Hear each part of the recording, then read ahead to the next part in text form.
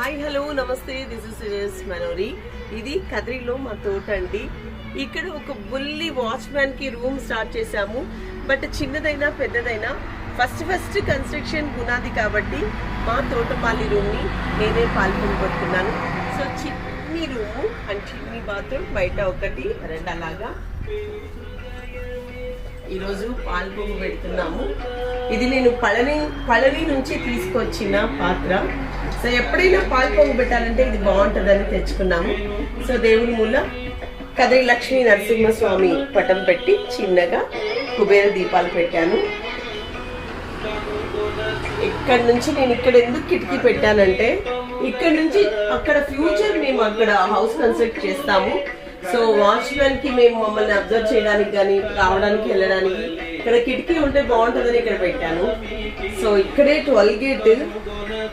So ఇక్కడ ఎందుకు room watchman కి ఇచ్చాము అంటే, అది 12 గేట్ ఇక్కడే ఉంటుంది. మనం ఒకవేళ పిలిచినా టక్కని దగ్గరగా పలుకుతాడని గేట్ పక్కనే ఆయనకి రూమ్ కట్టాము.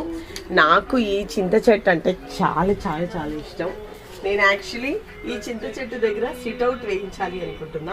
ఎందుకంటే ఎంత ఎండాకాలం అయినా చింత చెట్టు దగ్గర చాలా చల్లగా ఉంటుంది. యాక్చువల్లీ చలి ఉంది. మార్నింగ్ వస్తే ఇక్కడ కొంచెం మంచు అంతా ఉంటుంది. ఇది కూడా ఈ చెట్లు కొంచెం పెద్దది అవ్వాలి అనుకుంటున్నాం. ఎందుకంటే ఈ చెట్లు మాత్రం నేను కొట్టించలేదు.